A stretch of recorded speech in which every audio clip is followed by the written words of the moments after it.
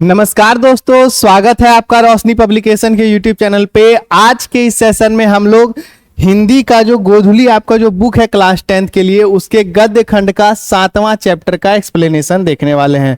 इससे पहले हम लोग गद्य खंड का 6 चैप्टर और पद्य खंड का 5 चैप्टर खत्म कर दिए हैं विथ क्वेश्चन आंसर। अभी से हम लोग क्या कर रहे हैं, पहले हम लोगों ने 5 चैप्टर लगातार खत्म करके उसके बाद एक एक करके क्वेश्चन आंसर किया था, बट आप लोगों के अनुरोध पे अब हम लोग क्या कर रहे हैं, चैप्टर और उसके जस्ट बाद क्वेश्चन आंसर कर रहे हैं। तो अभी हम लोग का क्वेश्चन आंसर का तो वीडियो नहीं, लेकिन हाँ, परंपरा का मूल्यांकन जो कि रामविलास शर्मा के द्वारा लिखा गया। किनके द्वारा?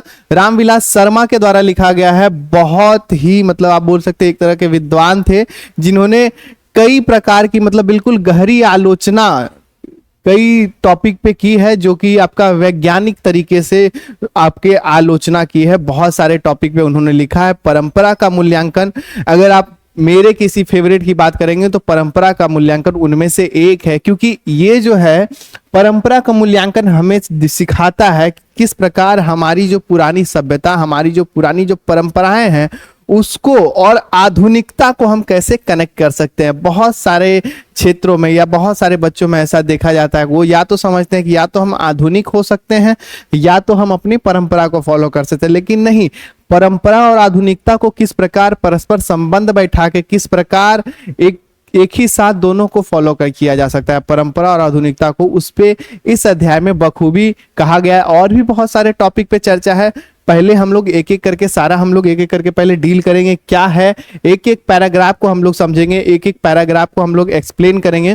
तो फटाफट जुड़ जाइए हमारे साथ। जो लोग हमारे इस चैनल को सब्सक्राइब नहीं किए हुए हैं, वो सबसे पहले हमारे इस चैनल को सब्सक्राइब करके बेल नोटिफिकेशन दबा लीजिए, ताकि आगे आने वाले सारे वीडियो का नोटिफिकेशन आपको मिल सके। क्योंकि हमारा ये जो बैच है रोशनी पब्लिकेशन, जो हमारा चैनल है, इसमें हम लोग कैप्टन बैच लॉन्च किए हैं, और उसमें हम लोग क्लास 10th के लिए जो बच्चे 2026 में एग्जाम देंगे, एक कंप्लीट तैयारी उनके लिए हम लोग लाए हैं, जिसमें आपका सभी सब्जेक्ट, हिंदी, संस्कृत और आपका इंग्लिश, चाहे साइंस, सोशल साइंस, मैथ, ये सारे सब्जेक्ट के जो है आपके सारे टॉपिक, सारे चैप्टर आपको पढ़ाए जाएंगे। साथ ही रोशनी पब्लिकेशन का जो विगत 17 सालों का जो पब्लिकेशन के क्षेत्र में जो एक्सपीरियंस है, वो भी एक बुक के फॉर्म में आप लोग को मिलता है। आगे मैं आपको बताऊंगा कौन कौन सा बुक है। फिलहाल अगर हिंदी की बात करें तो हमारे पास है कैप्टन गोधुली, रोशनी पब्लिकेशन का कैप्टन गोधुली। आप मेरे हाथ में भी वो बुक, ये बुक देख रहे हैं।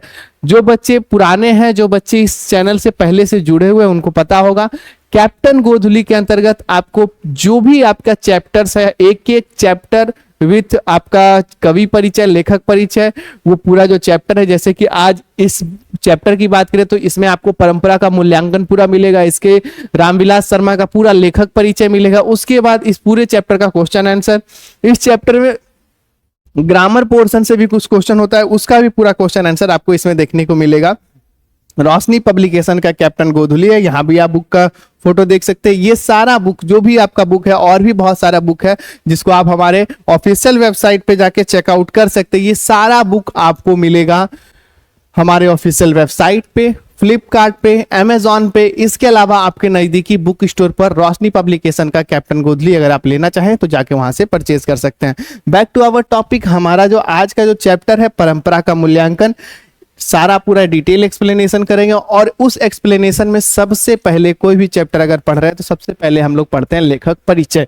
रामविलास शर्मा हमारे जो लेखक है, रामविलास शर्मा, ये उनकी फोटो है। बहुत ही विद्वान व्यक्तित्व के व्यक्ति हैं, आगे आपको पता चलेगा। जन्म परिचय की बात करें तो नाम इनका रामविलास शर्मा हुआ। जन्म 10 अक्टूबर 1912 ईस्वी, आजादी के पूर्व इनका जन्म हुआ था। 10 अक्टूबर 1912 में इनका जन्म हुआ। उच्च गांव सानी, उन्नाव उत्तर प्रदेश में इनका जन्म हुआ था। उच्च गांव सानी में इसका परिचय, हिंदी आलोचना के महत्वपूर्ण हस्ताक्षर। हिंदी में अलग अलग प्रकार के लेखक, कवि हुआ करते हैं, कोई छाया हुआ, लेकिन आलोचना में इनका कोई तोड़ नहीं है। आलोचना की बात करें, हिंदी आलोचना के सिग्नेचर के रूप में जाना चाहिए, यानी हस्ताक्षर। कहीं भी अगर हिंदी आलोचना हुई तो इनका प्रेफरेंस जरूर लिया जाता है, इनका रेफरेंस जरूर लिया जाता है। क्यों? क्योंकि इन्होंने पहली बार ऐसा देखा गया कि इनकी आलोचनाओं में भी जो है ना वैज्ञानिक तरीका दिखाया गया कि किस प्रकार वो गलत है। तो आगे इसमें बात करेंगे, इनके जन्म परिचय की ही बात कर रहे हैं तो बेसिकली हम लोग मोटा मोटी जानेंगे जन्म कब हुआ, मृत्यु कब हुई, इनके खास व्यक्ति कहाँ हुआ था। उच्च गांव सानी, उन्नाव, उत्तर प्रदेश में हुआ था। 30 मई 2000 ईस्वी को 30 मई 2000 ईस्वी को इनकी मृत्यु हो गई। कहाँ थे? दिल्ली में। जन्म इनका हुआ था उन्नाव में, उच्च गांव सानी, उत्तर प्रदेश में, और 30 मई 2000 ईस्वी को इनकी मृत्यु हो गई थी। चलिए यहां तक आई होप आपको समझ में आ गया होगा।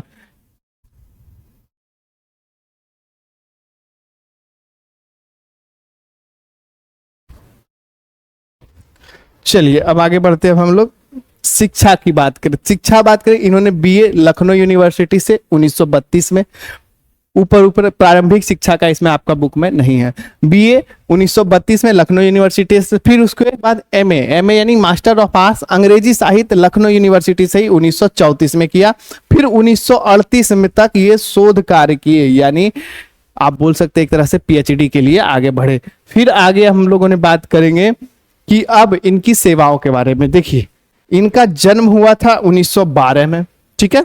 1912 के बाद 1932 यानी 20 साल की उम्र में इन्होंने बीए किया। यानी एक बात कहें तो ये जब से इनका जन्म हुआ, जिस टाइम पे एक बच्चे को जो करना चाहिए, जैसे 14th के एज में क्लास 10th, आप 16 के हुए तो आप 12th कंप्लीट कर लिए, और 20 तक हुए तो बीए कंप्लीट कर लिए।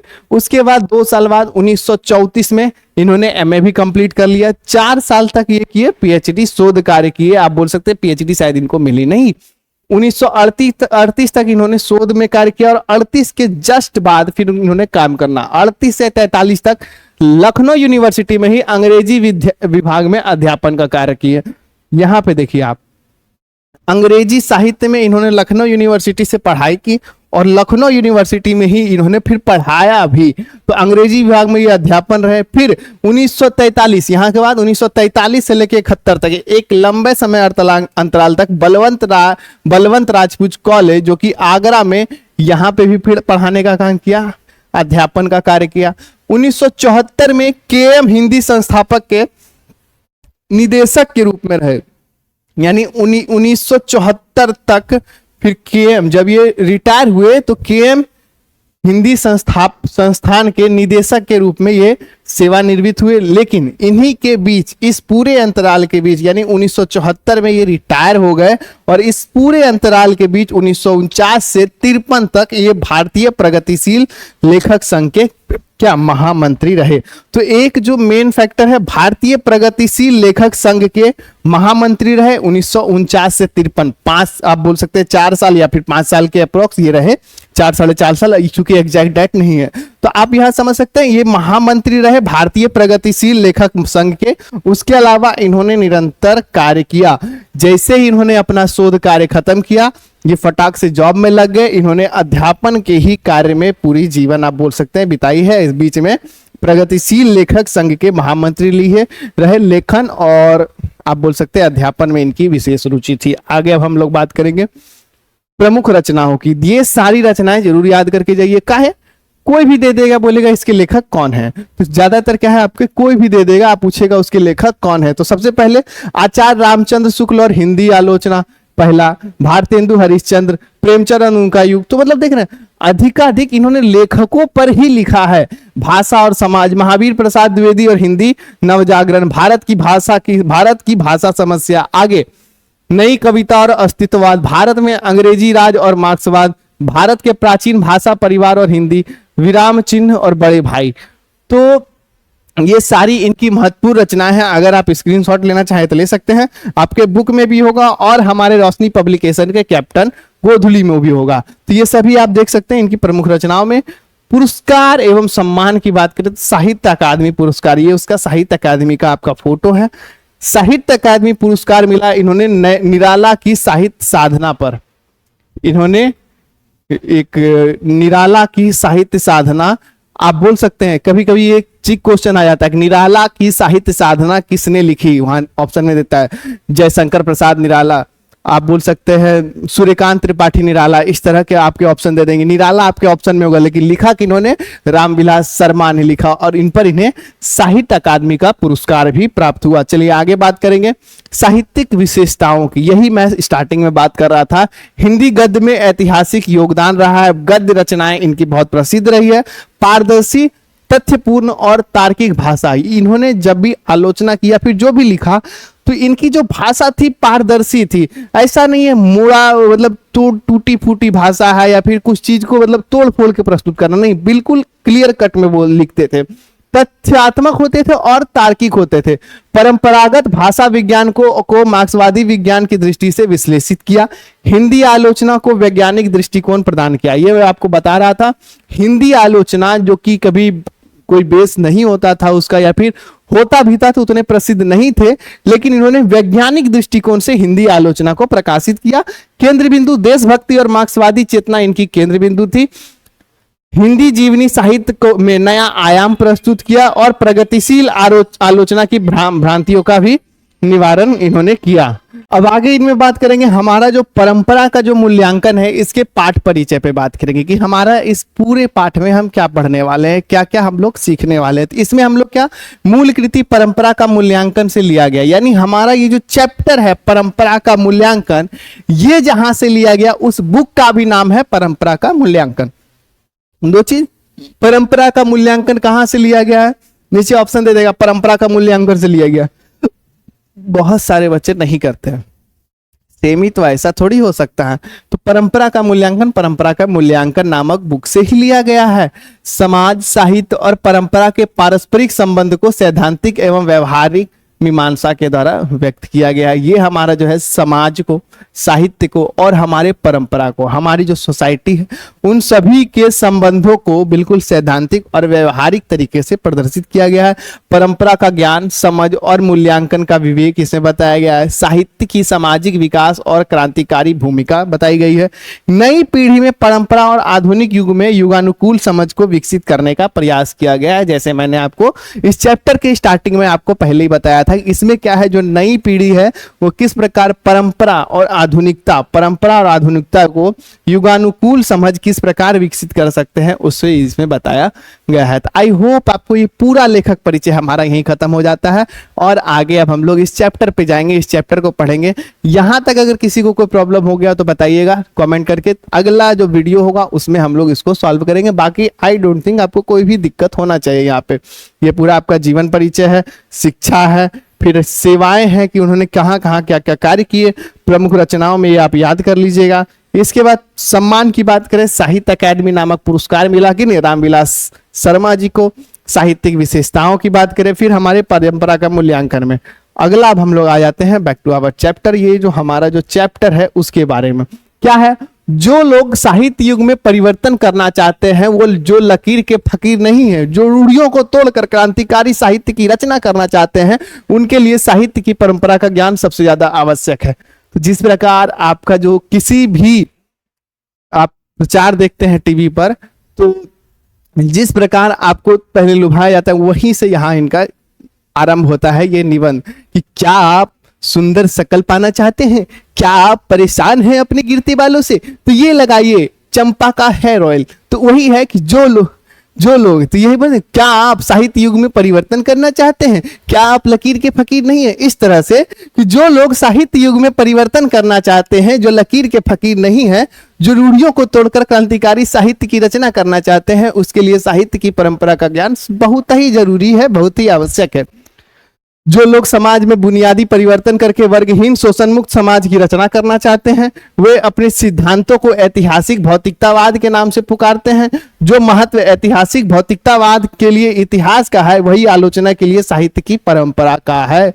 यानी हमारी जो साहित्य की जो परंपरा की है उसकी बात की जा रही है। साहित्य की परंपरा के ज्ञान से ही प्रगतिशील आलोचना का विकास होता है। साहित्य की जो परंपरा है, हमारी जो लेखनी की जो परंपरा, हमारा जो पुराना जो साहित्य है, महाभारत, गीता, आप जो उठा लें, महाभारत हो गया, भगवत गीता हो गई, गीता हो गई, रामायण हो गई, ये सभी जो हमारी साहित्य है, प्रगतिशील जो आलोचना है उसी का विकास है। प्रगतिशील आलोचना के ज्ञान के साहित्य की धारा मोड़ी जा सकती है और एक नए प्रगतिशील साहित्य का निर्माण किया जा सकता है। प्रगतिशील आलोचना किन्हीं अमूर्त सिद्धांतों का संकलन नहीं है, वह साहित्य की परंपरा का मूर्त ज्ञान है और यह ज्ञान उतना ही विकासमान है जितना कि साहित्य की परंपरा।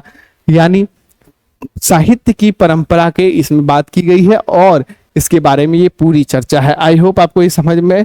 आगे देखिए, साहित्य की परंपरा का मूल्यांकन करते हुए सबसे पहले हम उस साहित्य का मूल निर्धारण करेंगे जो कि शोषण वर्गों के विरुद्ध श्रमिक जनता के हितों को प्रतिबिंबित करता है। यानी अब हम लोग क्या क्या करेंगे कि साहित्य परंपरा का मूल्यांकन करते हुए सबसे पहले हम उस साहित्य का मूल निर्धारण करेंगे जो शोषण वर्गों के विरुद्ध श्रमिक जनता के हितों का प्रतिबिंबित करता है। आगे इसके साथ हम उस साहित्य पर ध्यान देते हैं जिसकी रचना का आधार शोषित जनता का श्रम है। यानी उसके बाद सबसे पहले हम लोग साहित्य की परंपरा का मूल्यांकन करेंगे। इसमें परंपरा का मूल्यांकन में हम लोग तीन कर रहे हैं, क्या क्या? साहित्य का, समाज का और तीसरा क्या था हम लोग यहाँ पे देखे थे? समाज, साहित्य और परंपरा। अब समाज और साहित्य, तो साहित्यिक परंपरा का इसमें बात की गई है। इसके साथ हम उस साहित्य पर ध्यान देंगे जिसकी रचना का आधार शोषित समाज का श्रम है और यह देखने का प्रयत्न करते हैं कि वर्तमान काल में जनता के लिए कहां तक उपयोगी है, क्या साहित्य हमारी जनता के लिए कितनी उपयोगी है और उसका उपयोग किस तरह हो सकता है। इसके अलावा जो साहित्य सीधे संपत्तिशील वर्गों को की देखरेख में रचा गया है और उनके वर्ग हित को प्रतिबिंबित करता है, उसे भी परख कर देखना चाहिए कि वह अभ्युदयशील वर्ग का साहित्य है या फिर ह्रासमान वर्ग का। यानी इसमें लेखक कहते हैं कि सबसे पहले हम करेंगे साहित्य का मूल्यांकन, क्योंकि हम लोग साहित्य के ही क्षेत्र से आते हैं। क्यों? क्योंकि साहित्य का मूल्यांकन, साहित्य की परंपरा का मूल्यांकन करते हुए सबसे पहले हम लोग देखेंगे कि जो लोग शोषित हैं, जो लोग सबसे पिछड़े वर्ग हैं, उन तक साहित्य, उनका मूल्यांकन इस साहित्य ने किया है या नहीं किया है। यह स्मरण रखना चाहिए कि पुराने समाज में वर्गों की रूपरेखा कभी कभी बहुत स्पष्ट नहीं रही है। जहां पूंजीवादी तथा यथेष्ट विकास हो गया, वहीं यह संभावना होती है कि संपत्तिशील और संपत्तिहीन वर्ग एक दूसरे के सामने पूरी तरह विरोधी बनकर खड़ी हों। पुराने साहित्य में वर्ग हित साफ साफ टकराते हुए दिखाई दे, उसकी संभावना बहुत कम होती है। यानी कहते हैं लेखक कि साहित्य जो है पूंजीवादी में ही यथेष्ट विकास हुआ है। साहित्य का जो है दोनों वर्गों का, चाहे वो गरीब वर्ग हो चाहे अमीर वर्ग हो, ऐसी पूंजीवादी व्यवस्था में ही ज्यादातर साहित्य देखने को मिलता है। लेकिन भारत जैसा जो हमारी जो है पुराने साहित्य में वर्ग और हित साफ साफ टकराते हुए दिखाई दे, उसी में आपको क्या है, दोनों वर्गों का साहित्य देखने को मिलता है। लेकिन भारत जैसे में उसका संभावना बहुत कम है। आगे बात करेंगे हम लोग। सभ्यता के अनेक तत्वों की तरह साहित्य में भी ऐसे तत्व होते हैं जो विरोधी वर्गों के काम में आते हैं। सभ्यता में बहुत सारे तत्व हैं और उसी तत्वों की तरह साहित्य में भी ऐसे तत्व होते हैं जो विरोधी वर्गों के काम में आते हैं। क्या?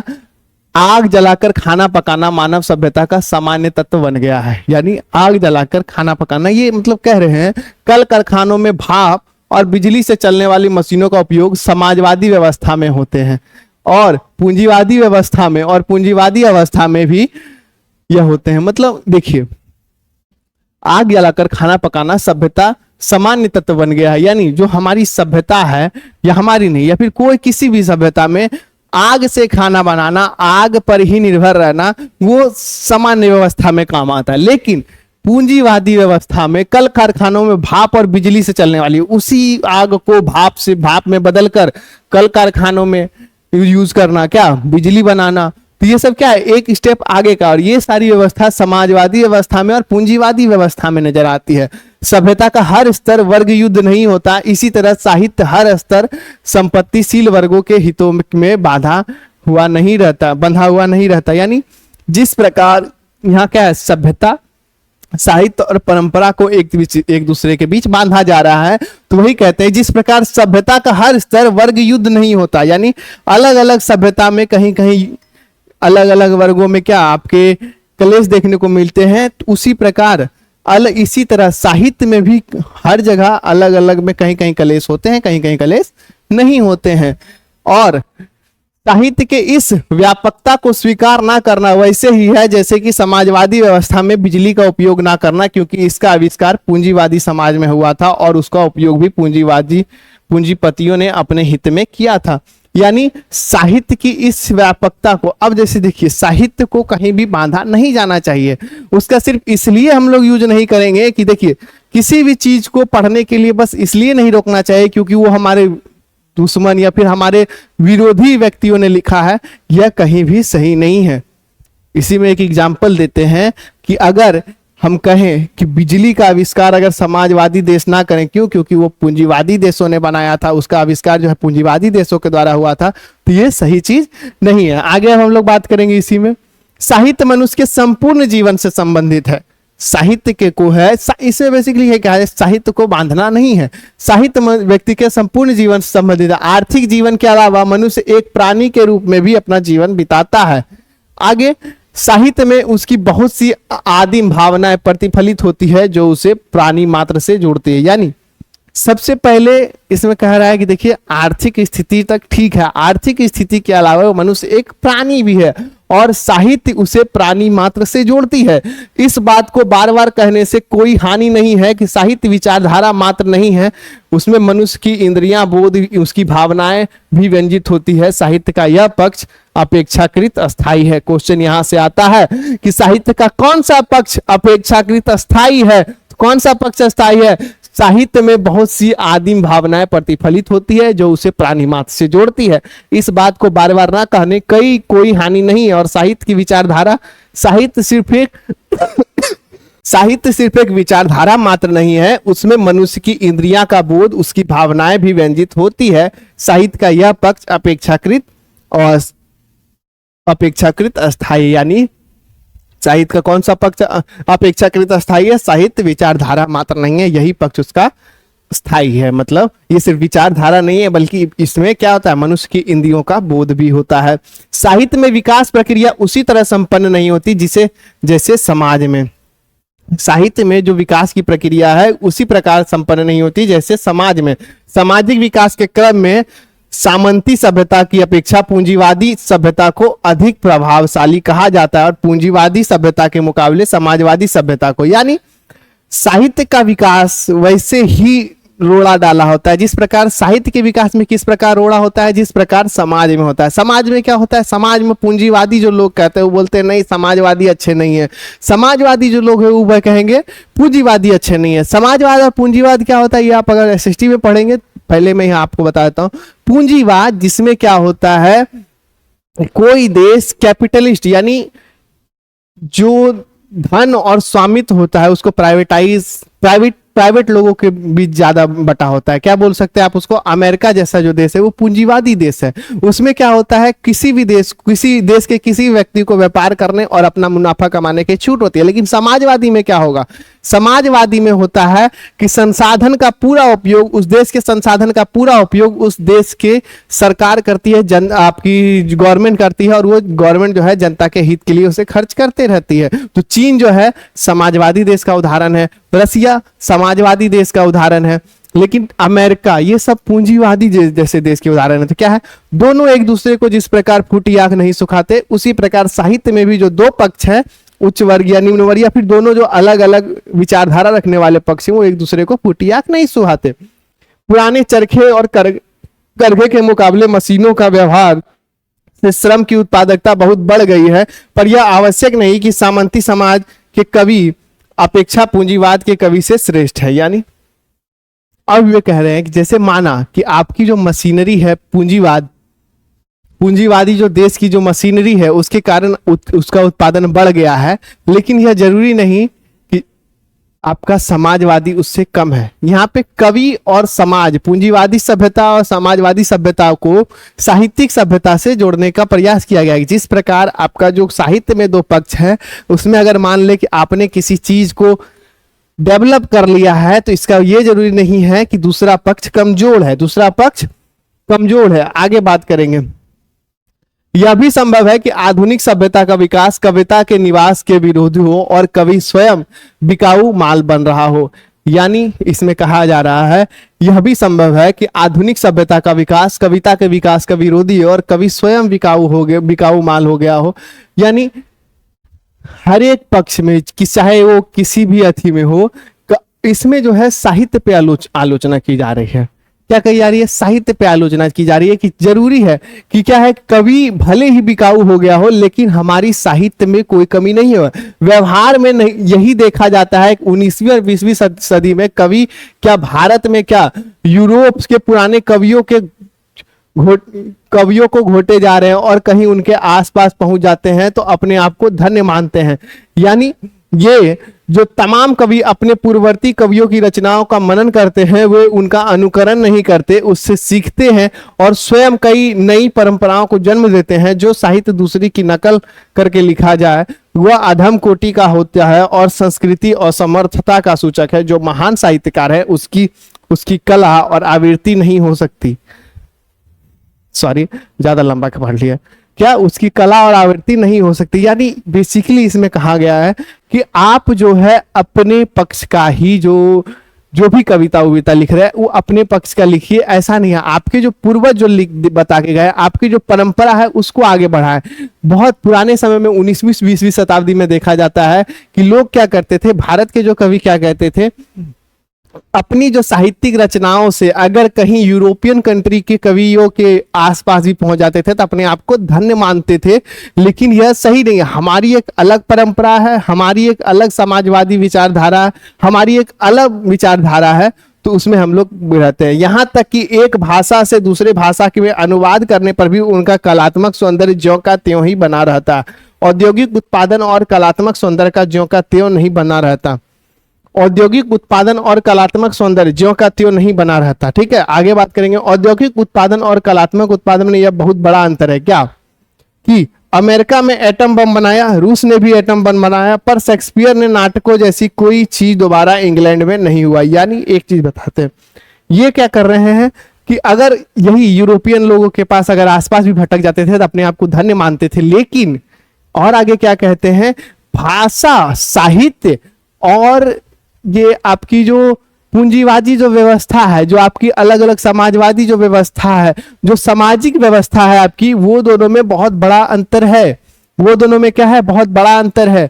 कि अगर इसी में एग्जांपल देते हैं, क्यों, क्योंकि ये जो है आपका औद्योगिक उत्पादन और कलात्मक सौंदर्य यानी साहित्यात्मक जो सौंदर्य है जो आप साहित्य में लिखते हैं वो दोनों बिल्कुल अलग है। क्यों?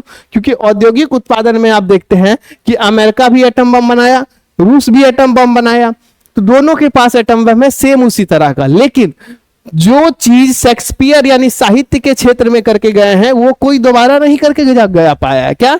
साहित्य के क्षेत्र में जो शेक्सपियर करके गए हैं वो भी कोई दोबारा नहीं करके पाया है। चलिए आगे बढ़ेंगे इसी में। द्वंद्वात्मक भौतिकवाद मनुष्य की चेतना को आर्थिक संबंधों से प्रभावित मानते हुए उसकी सापेक्षा स्वाधीनता स्वीकार करता है। आर्थिक संबंधों से प्रभावित होने का एक बात है, उनके द्वारा चेतना का निर्धारित होना और बात है। देखिए, द्वंद्वात्मक भौतिकवाद मनुष्य की चेतना को आर्थिक संबंधों से प्रभावित मानते हुए उसकी सापेक्ष स्वाधीनता स्वीकार करता है। अब यहां बात करेंगे, आर्थिक संबंधों से प्रभावित होना एक बात है और उसकी द्वारा चेतना का निर्धारण होना अलग बात है। यानी देखिए, किसी भी चीज में आर्थिक संबंधों से प्रभावित होना कि देखिए उसके पास ज्यादा पैसा आ रहा है तो उससे ज्यादा प्रभावित होना वो एक अलग चीज है, लेकिन उसके द्वारा चेतना का निर्धारण होना अलग बात है। यानी संबंधन, आर्थिक संबंधों से प्रभावित होना ये अलग है और उसके द्वारा आर्थिक संबंधों के द्वारा जो उसमें जो चेतना आती है, जो मन में जो ख्याल आते हैं वो अलग है। भौतिकवाद का अर्थ है भौतिकवाद का अर्थ भाग्यवाद नहीं है। सब कुछ परिस्थितियों के द्वारा अनिवार्यता निर्धारित नहीं हो जाता सब, और यदि मनुष्य परिस्थितियों का नियामक नहीं है तो परिस्थितियां भी मनुष्य का नियामक नहीं है। यानी यदि मनुष्य परिस्थितियों के साथ नहीं बदल सकता तो परिस्थितियां भी मनुष्य के अकॉर्डिंग नहीं बदल सकती। दोनों का संबंध द्वंद्वात्मक है। द्वंद्वात्मक यानी एक दूसरे के साथ साथ चलने वाला है। यानी मनुष्य को परिस्थितियों के अकॉर्डिंग बदलना होगा तभी परिस्थितियां मनुष्य के अकॉर्डिंग बदलेगी। आगे बात करेंगे, यही कारण है कि साहित्य सापेक्ष रूप में स्वाधीन होता है। गुलामी अमेरिका में थी, गुलामी एथेंस में थी, किंतु एथेंस की सभ्यता सारे यूरोप को प्रभावित किया और गुलामों के अमेरिकी मालिकों ने मानव संस्कृति को कुछ भी नहीं दिया। यानी दो चीज ये देखते हैं कि ऐसा जरूरी नहीं है कि आपका नेचर क्या है उस पर डिपेंड करता है। यानी गुलाम अमेरिका भी था और गुलाम एथेंस भी था, लेकिन एथेंस ने पूरे यूरोप को प्रभावित किया, लेकिन अमेरिका ने पूरी दुनिया को कुछ नहीं दिया है। सामंतवाद दुनिया भर में कायम रहा। इस पर सामंती दुनिया के महान कवियों ने दो ही केंद्र थे, भारत और ईरान। सामंतवाद पूरी दुनिया में बना, लेकिन दो मुख्य केंद्र थे पूरी दुनिया में, क्या? भारत और ईरान। आगे बात करेंगे अब इसी में। पूंजीवादी विकास यूरोप के तमाम देशों में रेफेल, लियोनार्डो दा विंची और माइकल एंजेलो इटली की देन है। पूंजीवाद विकास यूरोप के तमाम देशों में हुआ, पर रेफेल, लियोनार्डो दा विंची और माइकल एंजेलो इटली की देन है। ये सभी जो है पूरे यूरोप में पूंजीवादी हुआ, लेकिन उस साहित्य जो है रेफेल, लियोनार्डो दा विंची और माइकल एंजेलो इटली की देन है। यानी पूंजीवाद पूरे यूरोप में है, लेकिन साहित्यवाद सिर्फ इटली में है। यहां हम एक और चीज देखते हैं कि विशेष सामाजिक परिस्थितियों में कला का विकास संभव होता है। दूसरी ओर हम यह भी देखते हैं कि समान सामाजिक परिस्थितियों में होने पर भी कला का समान विकास नहीं हो पाता है। आगे यहां हम असाधारण प्रतिभाशाली मनुष्य को अद्वितीय भूमिका भी देखते हैं। देखिए, साहित्य के निर्माण में प्रतिभाशाली मनुष्य की भूमिका निर्णायक है। इसका यह अर्थ है कि ये मनुष्य जो करते हैं सब अच्छा होता है। यानी साहित्य के निर्माण में, साहित्य के बढ़ावे में प्रतिभाशाली मनुष्य का महत्वपूर्ण भूमिका है। इसका यह अर्थ यह है कि ये मनुष्य जो भी करते हैं वह सब अच्छा ही होता है। आगे, या उनके श्रेष्ठ कृतित्व में दोष नहीं होता। कला का पूर्णतः निर्दोष होना भी एक दोष है। यानी यदि कोई कला, यदि कोई साहित्य पूर्णतः निर्दोष भी है तो वो भी एक दोष ही है। क्यों? ऐसी कला निर्जीव होती है, यानी उसमें कोई आलोचना नहीं होती है। उसमें क्या? कोई आलोचना नहीं होती। इसलिए प्रतिभाशाली मनुष्य को की अद्वितीय उपलब्धियों के बाद कुछ नया और उल्लेखनीय करने की गुंजाइश बनी रहती है। ठीक है, अब आगे, आजकल व्यक्ति पूजा की काफी निंदा की जाती है। यानी अभी के साहित्य में, यानी जब वो ये लिख रहे थे उस समय कहते हैं कि अभी के समय में पूजा का बहुत निंदा होता है। काहे? किंतु जो लोग सबसे ज्यादा व्यक्ति पूजा की निंदा करते हैं वह सबसे ज्यादा व्यक्ति पूजा का प्रचार भी करते हैं अभी के समय में। यानी जिस समय ये लिखा रहा था वो कहते हैं कि अभी के टाइम में ना पूजा का बहुत, साहित्य में पूजा का बहुत निंदा होता है, सभी लोग पूजा का निंदा कर रहे हैं कि नहीं। तो लेकिन कुछ लोग ऐसे रहते हैं कि वही जो लोग पूजा की जो निंदा करते हैं वही पूजा का प्रचार भी करते हैं। क्यों? क्योंकि ये हल्ला ना करो बोल के जो व्यक्ति बोलते रहता है हल्ला ना करो, वही एक अनफॉर्चुनेटली हल्ला करते रहता है। यदि कोई भी साहित्यकार आलोचना से परे नहीं है तो राजनीति का यह दावा और भी नहीं कर सकते। इसलिए यह साहित्य के मूल राजनीति के मूल की अपेक्षा अधिक अस्थायी है। साहित्य का जो मूल है वो राजनीति का मूल से अधिक ज्यादा अस्थायी है। क्यों? क्योंकि कोई भी साहित्यकार आलोचना से परे नहीं है। जो राजनीतिक यह दावा और भी नहीं कर सकते। इसलिए साहित्य के मूल्य और राजनीति के मूल्य अपेक्षाकृत अधिक अस्थायी है। अंग्रेजी कवि टेनिसन ने लैटिन कवि वर्जिल पर एक बड़ी अच्छी कविता लिखी थी। क्या लिखी थी?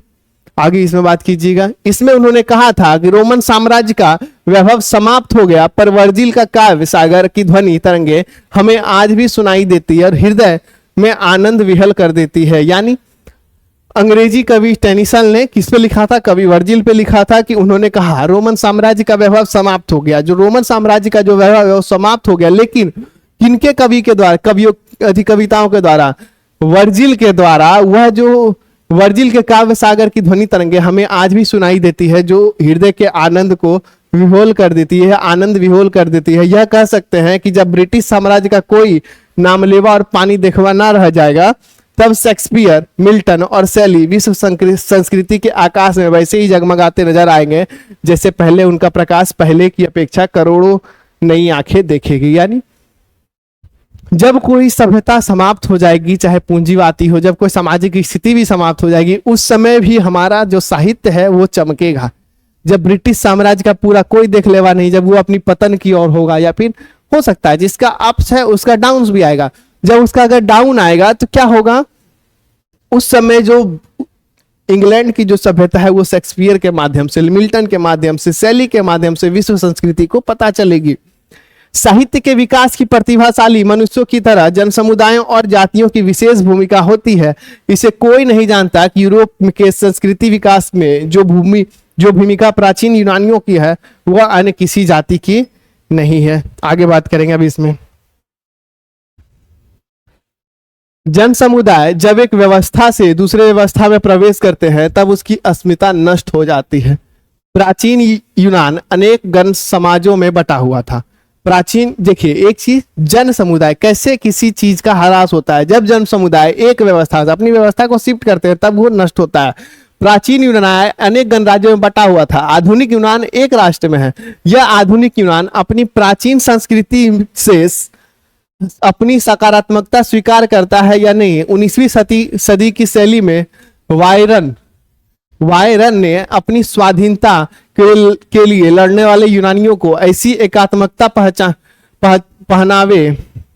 पहचानावे में बड़ा परिश्रम किया। सॉरी, ये आपका पहचानावे नहीं है, क्या है, एक अपनी ऐसी एकात्मकता पहचानने में बड़ा परिश्रम किया।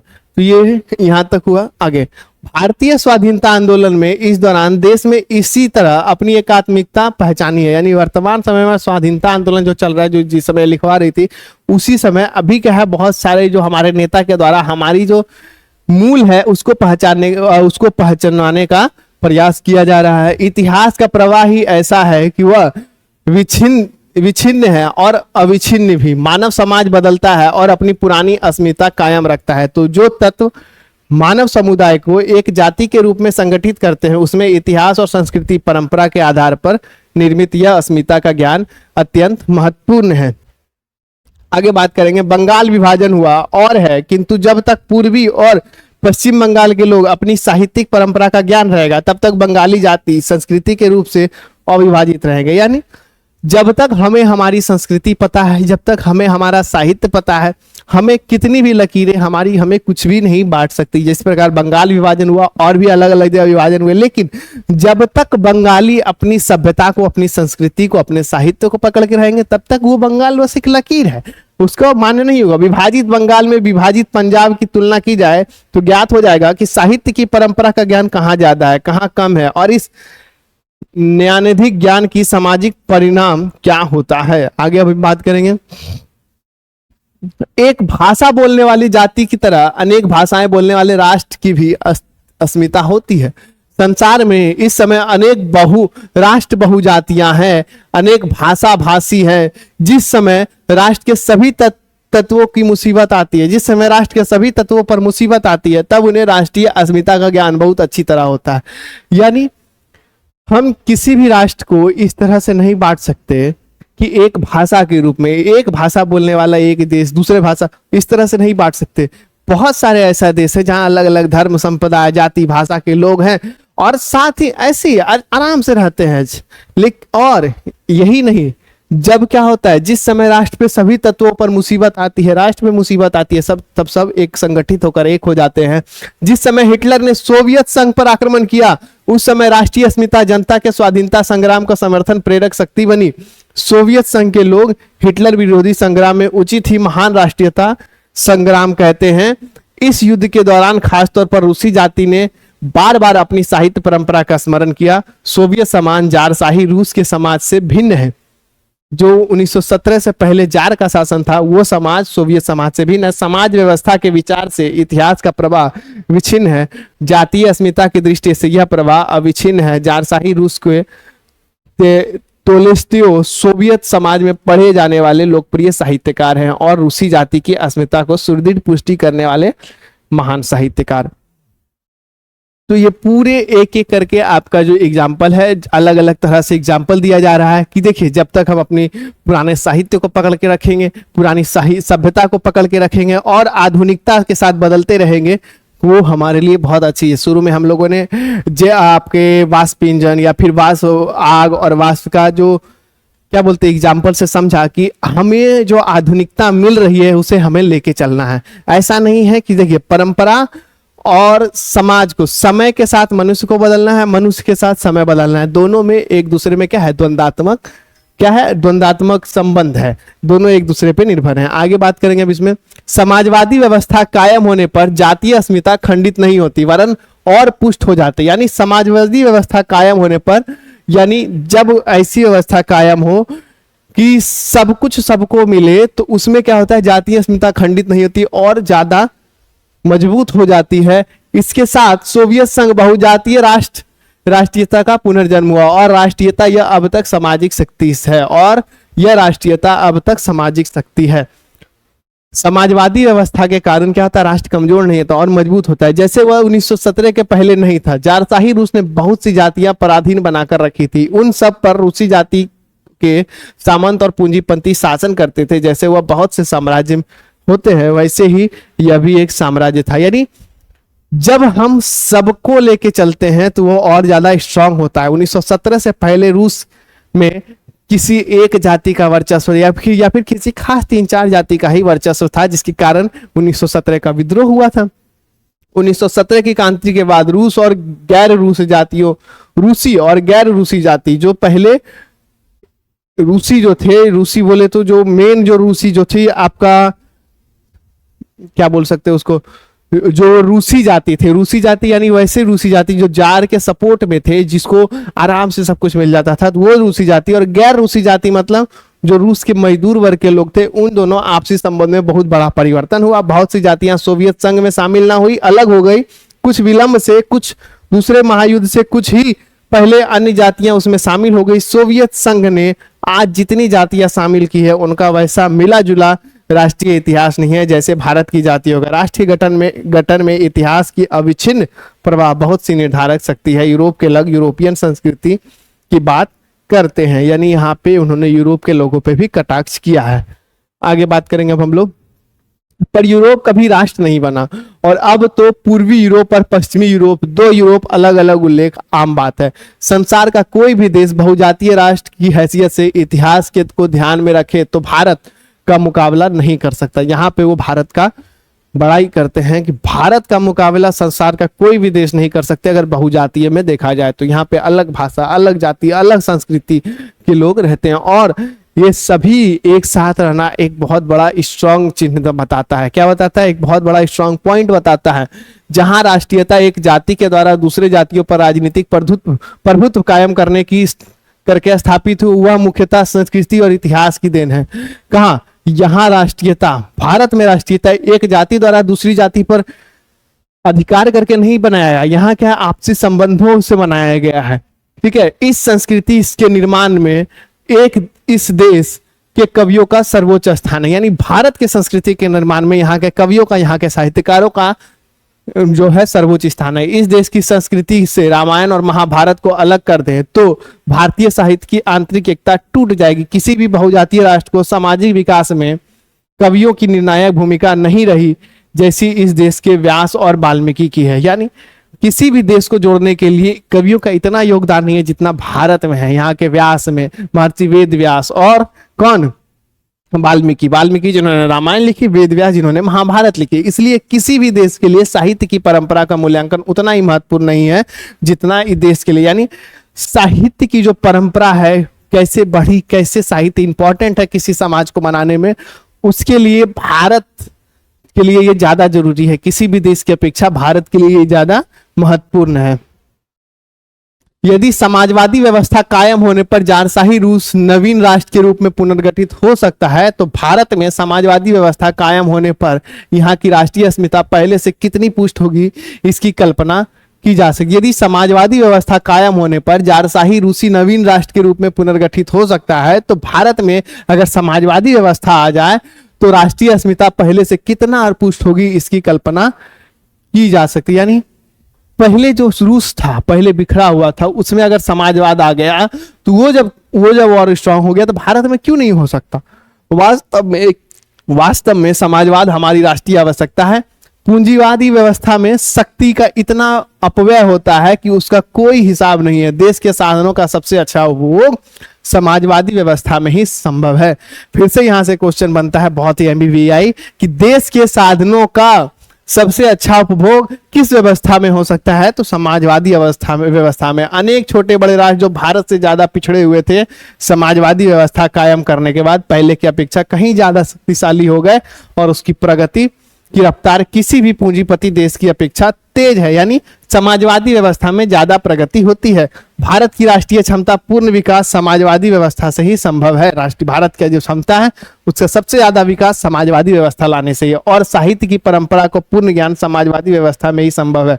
समाजवादी संस्कृति की पुरानी संस्कृति से नाता नहीं तोड़ती, वह उससे आत्मसात करके आगे बढ़ती। यानी समाजवादी जो व्यवस्था है वो पुरानी संस्कृति से नाता नहीं तोड़ती, वह उसे लेकर आगे बढ़ती है। ये जो है देखिए मार्क्सवादी थे तो इन्होंने समाजवाद को बहुत अच्छे से पढ़ा, बहुत अच्छे से जाना, इसलिए भारत को एक समाजवादी तौर पे ज्यादा अच्छा से देख पाते थे। तो आई होप अभी इनका जो आखिरी है वो हम लोग देखते हैं कि अभी हमारे देश में निरक्षर निर्धन जनता नए और पुराने साहित्य की महान उपलब्धियों के ज्ञान से वंचित है। जब वह साक्षर होगी तो साहित्य पढ़ने में उनका अवकाश होगा, सुविधा होगी, अवसर होगा, साहित्य पढ़ने का उसे अवसर होगा। तब व्यास और वाल्मीकि के करोड़ों नए पाठक होंगे, वे अनुवाद में ही नहीं उन्हें संस्कृत में भी पढ़ेंगे। यानी और तब इस देश में इतने बड़े पैमाने पर संस्कृति आदान प्रदान होगी कि सुब्रह्मण्य भारतीय की कविताएं मूल भाषाएं उत्तर भारत के लोग पढ़ेंगे और रविंद्रनाथ की रचनाएं मूल भाषा में तमिलनाडु के लोग पढ़ेंगे। यानी ये समाजवादी व्यवस्था की बात करते हैं और उससे ये कहते हैं कि भारत का विकास होगा, भारत के लोग साक्षर होंगे और इतने साक्षर होंगे कि उत्तर की भाषा दक्षिण भारत के लोग पढ़ पाएंगे, दक्षिण की भाषा उत्तर भारत के लोग पढ़ पाएंगे। जैसे सुब्रह्मण्य, इसकी जो कविताएं हैं वो उत्तर भारत के लोग पढ़ पाएंगे। रविन्द्रनाथ टैगोर की रचना तमिलनाडु यानी दक्षिण भारतीय जो कि कन्नड़ तेलुगु में पढ़ते हैं वो पढ़ पाएंगे। यहाँ की विभिन्न भाषाओं में लिखा हुआ साहित्यिक जातीय सीमाएं लांघकर सारे देश की संपत्ति बनेगा। जिस भाषा के बोलने वाले अधिकतर निरक्षर है और अपने साहित्यकारों का बहुत से बहुत नाम सुनते हैं, वो इतनी रचनाएं पढ़ लेंगे और तब वो अंग्रेजी भाषा प्रभुत्व जमाने की भाषा न होकर वास्तव में ज्ञान अर्जन करने की भाषा होगी। और जब इतना सारा ज्ञान बढ़ेगा तो अंग्रेजी भाषा सिर्फ प्रभुत्व जमाने के नहीं कि यस आई एम सुप्रीम, वो ज्ञान अर्जन यानी ज्ञान को अर्जित करने की भाषा बनेगी। और हम केवल अंग्रेजी नहीं यूरोप की अनेक भाषाओं के साहित्य का भी अध्ययन करेंगे और एशिया की भाषाओं के साहित्य से हमारा परिचय गहरा होगा। तब मानव संस्कृति की विशद धारा में भारतीय साहित्य की गौरवशाली परंपरा का नवीन योगदान होगा। ये आपका आखिरी लाइन था, यहाँ पे पूरा खत्म हो गया। आई होप आपको ये पूरा चैप्टर बहुत अच्छा लगा होगा। आज का हमारा ये जो सेशन था परंपरा का मूल्यांकन जो कि निबंध था रामविलास शर्मा के द्वारा, एक एक करके हम लोगों ने एक्सप्लेनेशन देखा है, क्या इनमें कहने की कोशिश किया गया। अगला वीडियो में हम इसका क्वेश्चन आंसर लाएंगे। उससे पहले रोशनी पब्लिकेशन का ये पूरा बुक अगर आप चाहें तो लेना तो ले सकते हैं। क्लास 9 के लिए, 10th के लिए, जो भी आपका हिंदी है, इंग्लिश है, संस्कृत है, हिंदी का भी दोनों पार्ट, हिंदी और आपका गोधुली और वर्णिका, यहाँ भी आपका प्यूसम में भी और इंग्लिश में भी, इंग्लिश पनोरमा और इंग्लिश रीडर क्लास 9, 10th दोनों में आपको मिलेगा। इसके अलावा एसएसटी का भी बुक है हमारे पास, इतिहास, इकोनॉमिक्स, पॉलिटी और दोनों तो इकोनॉमिक्स ही हो गया, पॉलिटी और इसके अलावा आपका जो भूगोल है वो भी आपको देखने को मिलता है। ये सभी बुक आपको हमारे ऑफिशियल वेबसाइट पे देखने को मिलेगी। ऑफिशियल वेबसाइट के अलावा फ्लिपकार्ट, अमेजोन पे भी आपको मिलेगी। अपने नजदीकी बुक स्टोर पे भी जाके आप इसे परचेज कर सकते हैं। हमारे ऑफिशियल वेबसाइट, फ्लिपकार्ट, अमेजोन का लिंक आपको हमारे डिस्क्रिप्शन बॉक्स में मिल जाएगा। इसके अलावा हमारा क्वेश्चन बैंक विद आंसर है 2026 के लिए लॉन्च हो चुका है। 2025 से लेके अभी तक जो भी क्वेश्चन आए हैं आपके हर एक सब्जेक्ट का विद आंसर आपको इसमें देखने को मिलेगा। अभी जो हमने चैप्टर पढ़ा, अगर आप चाहते हैं उसका chapter wise objective question practice set लगाना तो रोशनी पब्लिकेशन का कैप्टन ऑब्जेक्टिव क्वेश्चन आंसर है 2026 के लिए भी लॉन्च हो चुका है। हर एक चैप्टर का ऑब्जेक्टिव क्वेश्चन आपको इसमें देखने को मिलेगा। क्रैश कोर्स में हर एक चैप्टर का आपका इंपॉर्टेंट क्वेश्चन आपको देखने को मिलता है। इसके अलावा 11th और 12th के लिए भी कैप्टन दिगंत, कैप्टन रेनबो आपको देखने को मिलता है, जिसमें आपका सभी बुक का जो सभी चैप्टर है, जो भी आपके चैप्टर्स हैं वो सभी चैप्टर का चैप्टर भी मिलेगा आपको। उसके अलावा इंग्लिश में बात करें तो इंग्लिश का हिंदी का ट्रांसलेशन मिलेगा, इंग्लिश का हिंदी में ट्रांसलेशन मिलेगा। इसके अलावा हिंदी और इंग्लिश में आपका जो भी क्वेश्चन आंसर है, जिस बुक में जो भी क्वेश्चन आंसर, चाहे व्याकरण पोर्शन से ही क्यों ना हो, वो सभी क्वेश्चन का आंसर आपको इसमें देखने को मिलेगा। तो आज के इस सेशन में इतना ही, मिलते हैं अगले वीडियो में एक नए टॉपिक के साथ। तब तक के लिए जय हिंद, जय भारत।